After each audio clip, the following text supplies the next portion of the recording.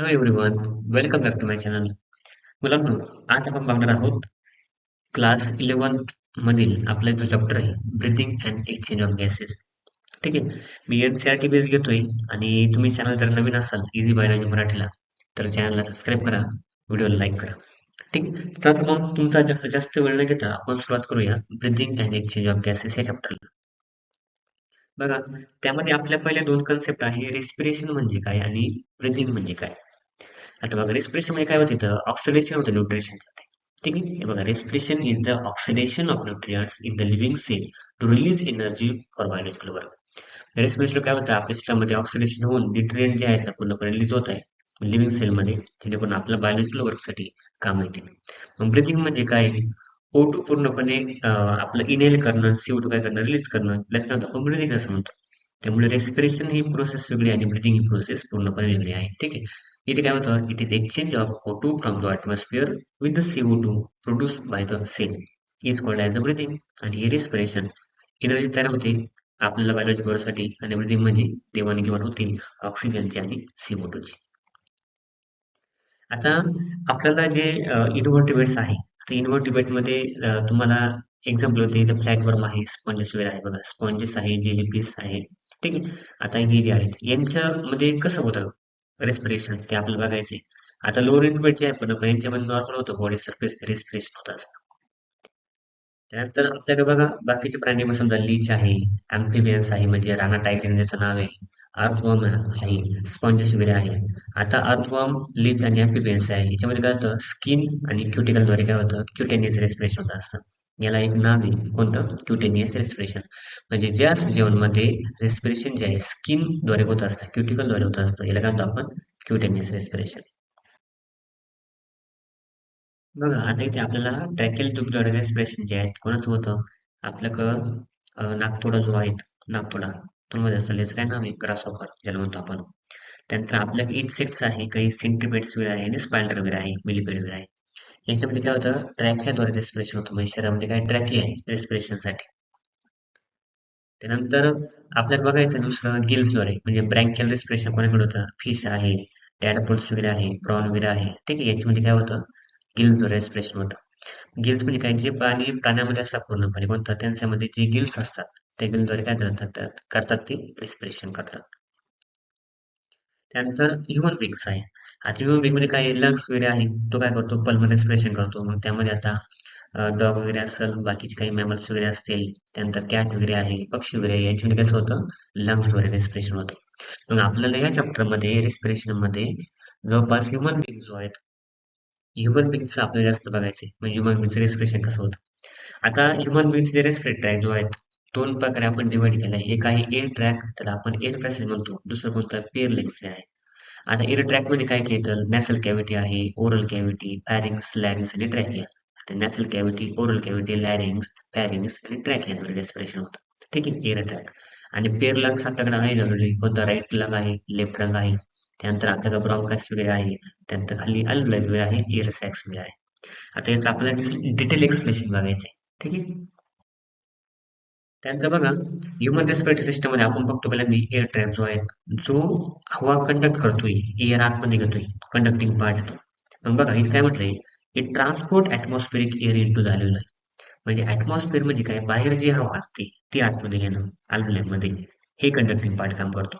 आता आपल्या नाकातून जेव्हा आपण हवा घेतोय तो काय करतो एअर पार्टिकल जे आहेत फॉरेन पार्टिकलला म्हणजे एअर जे आहेत फॉरेन पार्टिकल म्हणजे काय जे आपल्या बाहेर वातावरणात असेल विषाणूद्रव्य असेल काही विषाणू असतील काही व्हायरस वगैरे असेल त्यांना क्लिअर करतो. ठीक आहे. आता अजून एक काम आहे कोणतं एअर ट्रॅकचं याला ह्युमिडिफाय करायचं. म्हणजे काय रे, आपल्या शरीराच्या आतमध्ये जेवढं टेम्परेचर आहे ना तेवढं टेम्परेचर बाहेर नसतं कधी असतं सुद्धा. पण त्या मापात जर आपलं टेम्परेचर भेटलं ती हवा काय आतमध्ये घ्यायची आणि शरीराचं जसं तापमान आहे तसं एअर आपल्या शरीरापर्यंत पोहोचायची कुठं अनपर्यंत हे काम असतं कोणाचं एअर ट्रॅक्स. मग बोला पहिलं काम कोणतं असतं पूर्णपणे ट्रान्सपोर्ट करायची हवा ॲटमॉस्फिअर थ्रू द पर्यंत. हवेला पूर्णपणे क्लीन करायचं मग पुढे पाठवायचं. त्यानंतर हवेला पूर्णपणे ह्युमिडिफाय करायचं आणि पुन्हा बॉडी टेम्परेचर सारखं मॅनेज करायचं. एवढं काम कोणाचं असतं एअर पॅसेज काम असतं. ठीक आहे कंडक्टिंग पार्ट्स. त्यानंतर बघा ह्युमन लंग्स जे आहेत त्यानंतर अल्व्हेओलाई आहे आणि त्यांचा पूर्णपणे ट्रॅक आहे. आता हा ट्रॅक तुम्हाला दिल्या पुढे एक्सप्लेन केलाच मी. आता ही जी ट्रॅक आहे पूर्णपणे, आता ही दोन नावं लंग्स, राईट लंग्स आहे, लेफ्ट लंग्स आहे, ही ब्रॉन्कायस वगैरे आहे आपले. ठीक आहे, कॅपिलरीज आहे. आता याच्यामध्ये कॅपिलरी आपण एवढं शिकवू शकत नाही. म्हणजे अल्ल्यामध्ये आपल्या ज्या कॅपिलरी ज्या आहेत ऍक्च्युली हवा आतमध्ये आल्यानंतर, आता जे अल्लोल आहे आपला मेन ट्रॅक जो आहे, अल्लोलाच्या बाजूने पूर्णपणे ज्या कॅपिलरीज असतात त्या काय करतात, आपल्या हार्टपर्यंत जी आपण एअर इनहेल केली ती पोहोचवतात. बरोबर. आपण पुढच्या स्लाइडमध्ये पूर्णपणे एअर ट्रॅकचा हा भाग बघू. बघा, हवा पूर्णपणे आपण आतमध्ये घेतल्यानंतर म्हणजे आतमध्ये जे घेण्याचा क्रम जो आहे तो तुम्हाला दिलेला आहे. पहिल्यांदा एक्स नॉस्ट्रिल म्हणजे काय, नाकाच्या बाहेरचा भाग आहे. नॅसल पॅसेज आहे, आपलं नाक आहे. नाकाचे जे चेंबर आहे पूर्णपणे नॅसल कॅव्हिटीज त्याच्यामध्ये.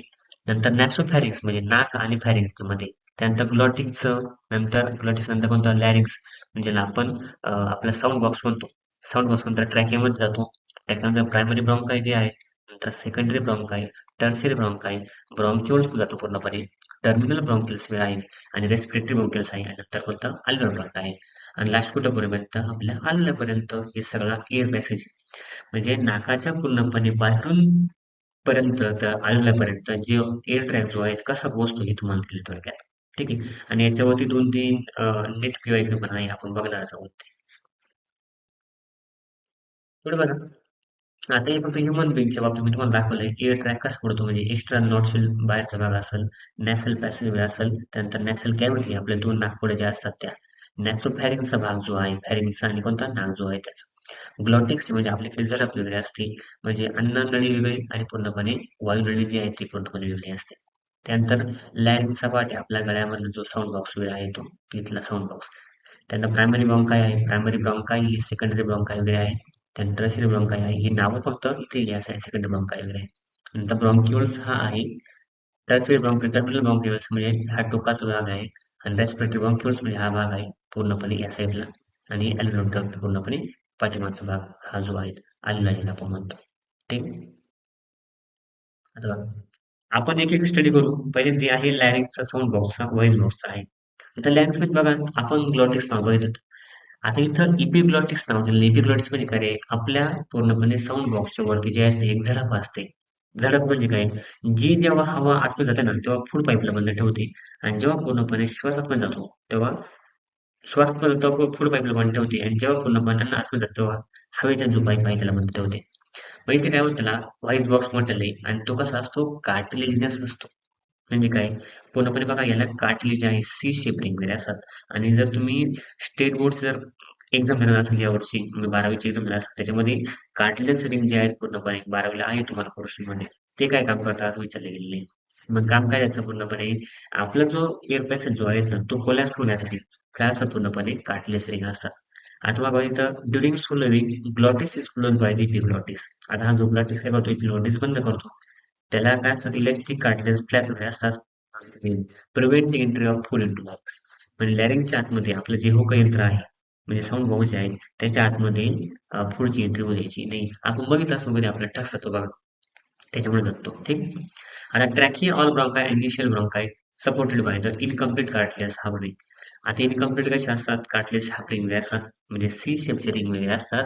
आणि ह्या रिंग फक्त एक काम करतात, कोणतं? त्याला कोलॅप्स होऊ देत नाही. ठीक आहे. आता बघा लंग्स विषयी आपण विचार करतोय. आता लंग्स कुठे असतात पूर्णपणे आपल्या थोरॅटिक चेंबर मध्ये, छातीच्या पिंजऱ्यामध्ये बंद असतात. ठीक आहे. आता राईटला बघितलं आपण पूर्णपणे, इथं राईटला जे आहे ते पूर्णपणे आपल्याला 3 लोब असतात आणि लेफ्ट किती असतात पूर्णपणे 2 लोब असतात. इथं 1 आणि 2 दिलेले. आता इथे 2च लोब काय आहे, कारण या साईडला हार्ट आहे त्यामुळे. ठीक आहे. आता हे पूर्णपणे जे लंग्स आहे या फ्लोरा नावाच्या आवरण जे आहे पूर्णपणे विसरल फ्लोरा जे आहेत याने बनलेलं आहे. आणि फ्लोरावरती आपला क्वेश्चन विचारला गेला आहे. फ्लोरा काय करतं पूर्णपणे यांना प्रोटेक्शन कव्हर जे आहेत लंग्सला ते कव्हर करतं. ठीक आहे. डबल लेअर असं. इथे काय म्हटलं बघा, the plural fluid present between the these two layer lubricates the surface of the lung and prevent friction between the membrane. मेम्ब्रेनमध्ये जे फ्रिक्शन आहे, जे घर्षण आहे ते बंद करतं. कोणाचं काम असतं? प्लुरल फ्लुइड्स काम असतं. आणि प्लुरा त्याचं आवरण जे आहे बाहेरचं, जे आपल्याला ते येते. ठीक.